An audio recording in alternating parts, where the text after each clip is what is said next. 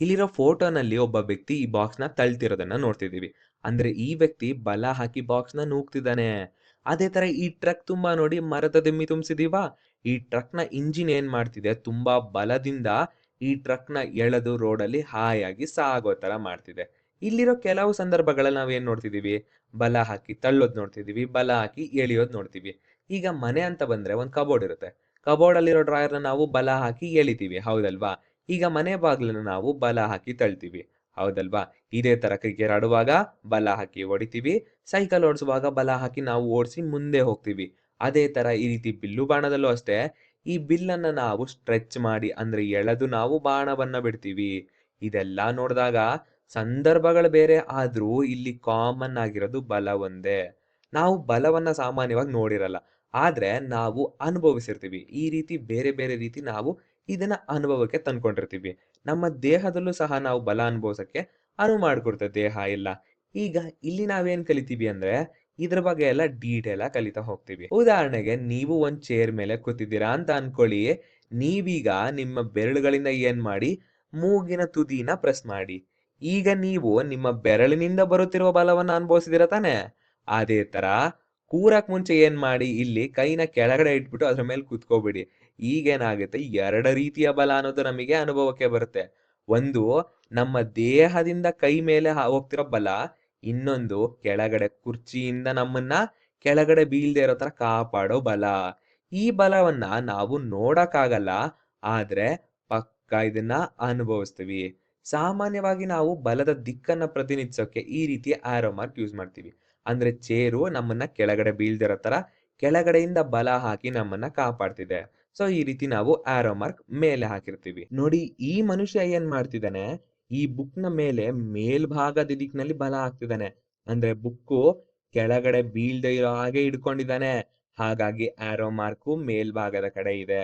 ಈಗ switch on ಮಾಡುವಾಗ ಏನಾಗ್ತಿದೀವಿ ನಾವು, ಬಟನ್ನ ಮೇಲೆ ಬಲ ಹಾಕ್ತಿದೀವಿ. ಹಾಗಾಗಿ ಆರೋ ಮಾರ್ಕ್ ಈ ರೀತಿ ಬರ್ದಿರ್ತೀವಿ. ಈ ಮನುಷ್ಯ ಏನ್ ಮಾಡ್ತಿದ್ದಾನೆ, ಕಾರನ್ನ ತಳ್ತಿದ್ದಾನೆ. ನಮ್ಮ ಎಡಗಡೆ ಭಾಗಕ್ಕೆ ಕಾರ್‌ನ ತಳ್ತಿರೋದ್ರಿಂದ ಆರೋ ಮಾರ್ಕ್ ಈ ರೀತಿ ಲೆಫ್ಟ್ ಹ್ಯಾಂಡ್ ಸೈಡ್ ಬರ್ದಿರ್ತೀವಿ. ಇಲ್ಲಿ ನೋಡಿ, ಕಾರ್ ಮುಂದೆ ಹೋಗೋಕೆ ನಾವು ಕಾರಿನ ಮೇಲೆ ಬಲವನ್ನ ಅನ್ವಯ ಮಾಡ್ತಿದೀವಿ. ಇಲ್ಲಿ ಸ್ವಿಚ್ ಆನ್ ಮಾಡುವಾಗ ನಾನು ಸ್ವಿಚ್‌ನ ಮೇಲೆ ಬಲ ಹಾಕ್ತಿದೀನಿ. ಅಂದ್ರೆ ಬಲ ಹಾಕುವಾಗ ಇಲ್ಲಿ ಒಂದು ವಸ್ತು ಜೊತೆ ಸಂಪರ್ಕದಲ್ಲಿದೀವಿ ಅಥವಾ ಸ್ಪರ್ಶಿಸ್ತಿದೀವಿ. ಇಂಥ ಬಲವನ್ನ ನಾವು ವಿಶೇಷವಾಗಿ ಏನಂತ ಕರಿತೀವಿ ಅಂದ್ರೆ ಸಂಪರ್ಕ ಬಲ ಅಂತ ಹೇಳಿ ಕರಿತೀವಿ. ಸಂಪರ್ಕ ಬಲ ಅಂದ್ರೆ ಏನು? ಇವೆಲ್ಲ ನಮಗೆ ಆಲ್ರೆಡಿ ಗೊತ್ತಿದೆ. ಇಲ್ಲಿ ವಿಶೇಷವಾಗಿ ಈ ಹುಡುಗನ್ನ ನೋಡೋದಾದ್ರೆ ಇವನು ಮಸಲ್ಸ್ ಇಂದ ಫೋರ್ಸ್ ಅಪ್ಲೈ ಮಾಡ್ತಾವ್ನೆ. ಅಂದ್ರೆ ಇದನ್ನ ಮಸ್ಕ್ಯುಲರ್ ಫೋರ್ಸ್ ಅಂತ ಹೇಳಿ ಕರಿತೀವಿ. ಇದನ್ನ ಸ್ನಾಯು ಬಲ ಅಂತ ಸಹ ಹೇಳ್ತೀವಿ. ಇವನು ತನ್ನ ಮಸಲ್ಗಳಿಂದ ಫೋರ್ಸ್ ಹಾಕಿ ಬುಕ್ ಅನ್ನ ಹಿಡ್ಕೊಂಡಿದ್ದಾನೆ. ಇನ್ನೂ ಒಂದು ರೀತಿಯ ಸಂಪರ್ಕ ಬಲ ಇದೆ. ಅದನ್ ಏನು ಅಂತ ನೋಡ್ಕೊಬರೋಣ. ಒಂದ್ ಚಿಕ್ಕ ವಿಡಿಯೋ ನೋಡೋಣವಾ? ಈಗ ಬಲ ಹಾಕಿ ಈ ಬಾಕ್ಸ್ ನ ತಳ್ತಾ ಇದ್ದೀನಿ. ಸ್ವಲ್ಪ ಹೊತ್ತಾದ್ಮೇಲೆ ಏನಾಗುತ್ತೆ, ಬಾಕ್ಸು ಮುಂದೆ ಹೋಗಿ ನಿಂತೋಗುತ್ತೆ. ಯಾಕೆ ಈ ಬಾಕ್ಸ್ ಸ್ಲೋ ಆಗ್ತಿದೆ? ಯಾಕೆ ಈ ಬಾಕ್ಸು ನಿಂತೋಗ್ತಿದೆ?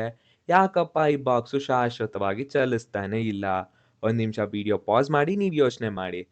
ನೆನ್ಪ್ ಮಾಡ್ಕೊಳ್ಳಿ, 2 ವಸ್ತು ಸಂಪರ್ಕದಲ್ಲಿದೆ ಅಂದ್ರೆ ಇನ್ನೂ ಒಂದು ಬಲ ಇರುತ್ತೆ ತಾನೇ? ಅದನ್ನ ನಾವು ಘರ್ಷಣ ಬಲ ಅಂತ ಹೇಳಿ ಕರಿತೀವಿ ತಾನೇ? ಹೌದು. ಇನ್ನೊಂದು ಉದಾಹರಣೆ ಏನಂತ ಹೇಳಿದ್ರೆ, ಈ ರೀತಿ ಕೈ ಮೇಲೆ ಕೈ ಹಾಕಿ ಪ್ರೆಸ್ ಮಾಡಿ ಜೋರಾಗಿ ಉಜ್ಜಕ್ಕೆ ಸ್ಟಾರ್ಟ್ ಮಾಡಿ. ಇಲ್ಲಿ ನಾವು ಕೈ ಮೇಲೆ ಬೀರುವ ಘರ್ಷಣ ಬಲವನ್ನ ನಾವು ಅನುಭವಿಸಲು ಸಾಧ್ಯ ಆಗುತ್ತೆ. ಕೈ ಈ ರೀತಿ ಉಜ್ಜುತ್ತಾನೆ ಇದ್ರೆ ಕೈ ಬೆಚ್ಚಗಾಗಕ್ ಸ್ಟಾರ್ಟ್ ಆಗುತ್ತೆ. ಇದೆಲ್ಲ ಚಳಿ ಟೈಮಲ್ಲಿ ತುಂಬಾ ಯೂಸ್ ಆಗುತ್ತೆ. ಇದೆಲ್ಲ ಏನು ಅಂತ ಹೇಳಿದ್ರೆ ಘರ್ಷಣ ಬಲದ ಪರಿಣಾಮಗಳು. ಅಂದ್ರೆ ಇವೆಲ್ಲ ಎಫೆಕ್ಟ್ಸ್ ಆಫ್ ಫ್ರಿಕ್ಷನಲ್ ಫೋರ್ಸ್ ಅಂತ ಹೇಳಿ ಕರಿತೀವಿ. ಈಗ ನಾವೇನ್ ಮಾಡೋಣ, ವಾಪಸ್ ಬಾಕ್ಸ್‌ನ ತಳ್ಳೋ ಉದಾಹರಣೆಗೆ ಹೋಗೋಣ. ಇದ್ರಲ್ಲಿ ನಾವು ಬಾಕ್ಸ್‌ನ ತಳ್ಳೋದ್ರ ಜೊತೆಗೆ ಘರ್ಷಣದ ಬಲದ ಬಗ್ಗೆನೂ ಯೋಚನೆ ಮಾಡ್ಬೇಕು, ಹೌದಲ್ವಾ? ಮೊದ್ಲು ಬಾಕ್ಸ್ ನೂಕುವಾಗ ನಾನೇನ್ ಮಾಡ್ದೆ, ಸ್ನಾಯು ಬಲವನ್ನ ಅನ್ವಯಿಸ್ದೆ. ಬಾಕ್ಸ್‌ನ ಟಚ್ ಮಾಡುವಾಗ ಏನಾಗ್ತಿದೆ, ಇಲ್ಲಿ ಸಂಪರ್ಕ ಬಲ ಅನ್ನೋದು ಬರ್ತಿದೆ. ಟಚ್ ಮಾಡಿ ಬಾಕ್ಸಿಂದ ಕೈ ತೆಗ್ದಿದ್ ನಂತರ ಬಾಕ್ಸು ಸ್ವಲ್ಪ ದೂರ ಹೋಗಿ ಏನ್ ಮಾಡ್ತಿದೆ, ಬಾಕ್ಸು ನಿಂತೋಗ್ತಿದೆ. ಇಲ್ಲಿ ನೋಡಿ, ಸ್ಪೀಡ್‌ನಲ್ಲಿ ಮೂವ್ ಆಗ್ಬೇಕಾಗಿದ್ದ ಬಾಕ್ಸ್ ಏನಾಗ್ತಿದೆ, ನಿಂತೋಗ್ತಿದೆ. ಹಂಗಂತ ಹೇಳಿದ್ರೆ ಇಲ್ಲಿ ವಿರುದ್ಧವಾಗಿ ಯಾವ ಬಲ ಇರುತ್ತೆ? ಇದನ್ನ ನಿಲ್ಸಕ್ಕೆ ಒಂದು ಪ್ರತಿರೋಧ ಬಲ ಅನ್ನೋದಿರುತ್ತೆ. ಅದನ್ನ ನಾವು ಘರ್ಷಣ ಅಂತ ಕರಿತೀವಿ, ಹೌದಲ್ವಾ? ಈಗ ಈ ಬಾಕ್ಸ್ ಹೆಂಗ್ ನಿಂತೋಯ್ತು ಅಂತ ಡೀಟೇಲ್ ಆಗಿ ನೋಡೋಣ. ಇದನ್ನ ಝೂಮ್ ಮಾಡಿದಾಗ ಬಾಕ್ಸು ಮತ್ತೆ ಟೇಬಲ್‌ನ ಮೇಲ್ಮೈ ನೋಡಿ ಈ ರೀತಿ ಕಾಣುತ್ತೆ. ಇದು ಬಾಕ್ಸ್‌ನ ಮೇಲ್ಮೈ, ಇದು ಟೇಬಲ್‌ನ ಮೇಲ್ಮೈ. ನೋಡಕ್ಕೆ ಇವೆಲ್ಲ ಸ್ಮೂತ್ ಆಗಿ ಕಂಡ್ರು, ನಾವು ಸೂಕ್ಷ್ಮವಾಗಿ ಝೂಮ್ ಮಾಡಿ ನೋಡಿದಾಗ ಈ ರೀತಿಯ ಅಡಚಣೆಗಳನ್ನ ನಾವು ನೋಡ್ತೀವಿ. ಈ ಅಡಚಣೆಗಳೇನ್ ಮಾಡುತ್ತೆ ಬಾಕ್ಸ್‌ನ ಈಸಿಯಾಗಿ ಮೂವ್ ಆಗದೆ ಇರೋ ತರ ಮಾಡುತ್ತೆ. ಈಸಿಯಾಗಿ ಮೂವ್ ಆಗದೆ ಇರೋ ತರ ಮಾಡಕ್ಕೆ ಒಂದು ಪ್ರತಿರೋಧ ಬಲ ಅನ್ನೋದು ಇದನ್ನ ತಡೀತಿರುತ್ತೆ. ಈ ಅಡಚಣೆಗಳನ್ನೇ ನಾವು ಪ್ರತಿರೋಧ ಬಲ ಅಂತ ಹೇಳಿ ಕರಿತೀವಿ. ಅಂದ್ರೆ ಬಾಕ್ಸ್ ಮೂವ್ ಆಗದೆ ಇರೋ ತರ ಈ ಬಲ ತಡೀತಿರುತ್ತೆ. ಇಂಥ ಬಲನೇ ನಾವು ಘರ್ಷಣ ಬಲ ಅಂತ ಹೇಳಿ ಕರಿತೀವಿ. ಘರ್ಷಣ ಬಲ ಅನ್ನೋದು ಹೆಂಗಿರುತ್ತೆ ಅಂತ ಹೇಳಿದ್ರೆ, ನಾವ್ ಅನ್ವಯಿಸೋ ಬಲ ಈ ದಿಕ್ಕಲ್ಲಿದ್ರೆ, ಇದರ ವಿರುದ್ಧ ದಿಕ್ಕಿನಲ್ಲಿ ಘರ್ಷಣ ಬಲ ಅನ್ನೋದು ಇರುತ್ತೆ. ಹಾಗಾದ್ರೆ ಇಷ್ಟೊತ್ತು ನಾವೇನ್ ನೋಡಿದ್ವಿ? ಯಾವ್ದಾನ ವಸ್ತು ನಡುವೆ ಸಂಪರ್ಕ ಇದ್ದಾಗ ಇದ್ದಿದ್ ಬಲಗಳನ್ನ ನೋಡಿದ್ವಿ. ಹಾಗಾದ್ರೆ ಒಂದ್ ವಸ್ತು ಮತ್ತೊಂದ್ ವಸ್ತು ನಡುವೆ ಸಂಪರ್ಕ ಇಲ್ಲ ಅಂದ್ರೆ ಬಲ ಇರುತ್ತಾ ಅಂದ್ರೆ? ಇರುತ್ತೆ. ಅಂತ ಬಲಗಳನ್ನ ನಾವು ಇನ್ ಮುಂದೆ ನೋಡೋಣ. ಈಗ ನಾನೊಂದ್ ಬಾಲ್‌ನ ಡ್ರಾಪ್ ಮಾಡ್ತೀನಿ. ಕೈನಲ್ಲಿದ್ದಿದ್ ಬಾಲ್‌ನ ನಾನು ಸುಮ್ನೆ ಬಿಡ್ತಿದೀನಿ ಅಷ್ಟೇ. ಯಾಕಿದ್ ಕೆಳಗ್ ಬಿದ್ದೋಗ್ತಿದೆ? ನಾನೇನ್ ಬಾಲ್‌ನ ಎಸಿತಿಲ್ಲ ಅಲ್ವಾ? ನಾನ್ ಬಾಲ್‌ನ ಎಸಿತಾನೇ ಇಲ್ಲ. ಬಾಲ್‌ನೇನ್ ಮಾಡ್ತಿದೀನಿ ಹಿಡ್ಕೊಂಡು ಸುಮ್ನೆ ಹಿಂಗೆ ಕೆಳಗಡೆ ಬಿಡ್ತಾ ಇದೀನಿ. ಈ ಬಾಲ್ ನೋಡಿ ಎಷ್ಟ್ ಜೋರಾಗಿ ಭೂಮಿಗೆ ಆಕರ್ಷಣೆ ಆಗ್ತಿದೆ. ಹೌದು. ಇಲ್ಲಿ ನಾನ್ ಮಾತಾಡ್ತಿರೋದು ಯಾವ ಬಲದ ಬಗ್ಗೆ? ಗುರುತ್ವಾಕರ್ಷಣ ಬಲದ ಬಗ್ಗೆ. ಇಲ್ಲಿ ಬಾಲ್‌ನ ಯಾರೂ ಕೆಳಗಡೆ ಎಳಿತಾ ಇಲ್ಲ. ಆದ್ರೆ ಭೂಮಿ ಬಾಲ್‌ನ ಆಕರ್ಷಣೆ ಮಾಡ್ಕೋತಿದೆ.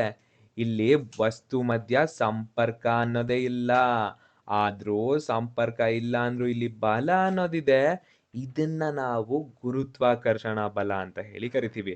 ಈಗ ನಾವು ಸಡನ್ ಆಗಿ ಜಿಗಿದ್ರುನು ಮತ್ತೆ ಭೂಮಿಗೆ ಬರ್ತೀವಿ. ಬಾಲ್ ಮೇಲಕ್ಕೆ ಎಸೆದ್ರೂನು ಬಾಲು ಭೂಮಿಗೆ ಬರುತ್ತೆ. ಇಂಥ ಬಲವನ್ನ ನಾವು ಗುರುತ್ವಾಕರ್ಷಣ ಅಂತ ಹೇಳಿ ಕರಿತೀವಿ. ಈ ಗುರುತ್ವಾಕರ್ಷಣ ಬಲ ಸಹ ಸಂಪರ್ಕವಿಲ್ಲದ ಬಲ. ನೋಡಿ ಬಾಲ್‌ಗೆ ಮತ್ತೆ ಭೂಮಿಗೆ ಸಂಪರ್ಕ ಇದ್ಯಾ? ಇಲ್ಲ. ಆದ್ರೂ ಬಾಲು ಭೂಮಿಗೆ ಆಕರ್ಷಣೆ ಆಗ್ತಿದೆ.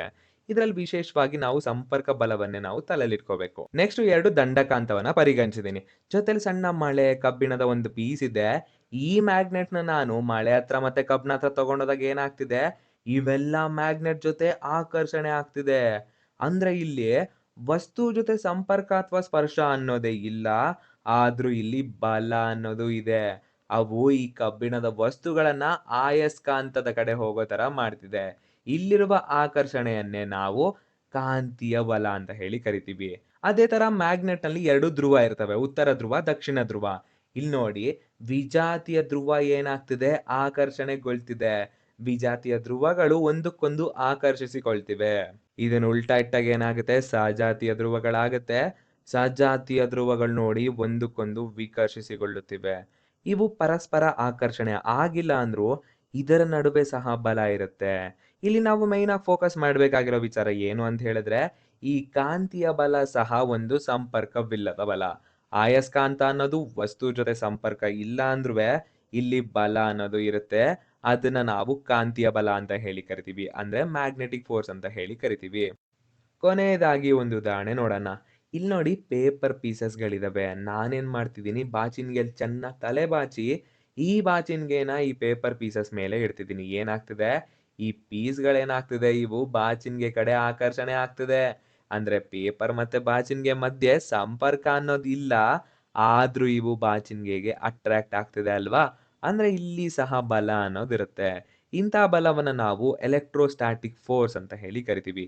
ಅಂದ್ರೆ ಸ್ವಾಯಿ ವಿದ್ಯುತ್ತಿನ ಬಲ ಅಂತ. ಕೊನೆಯದಾಗಿ ಈ ವಿಡಿಯೋದಲ್ಲಿ ನಾವೇನೇನ್ ನೋಡಿದ್ವಿ ಅನ್ನೋದಾದ್ರೆ, ಬಲ ಅನ್ನೋದನ್ನ ನೋಡಿದ್ವಿ. ಅದರಲ್ಲಿ 2 ವರ್ಗಗಳು ಸಂಪರ್ಕವಿರುವ ಬಲ, ಸಂಪರ್ಕವಿಲ್ಲದ ಬಲ. ಸಂಪರ್ಕ ಇರೋ ಬಲ ಯಾವುದು?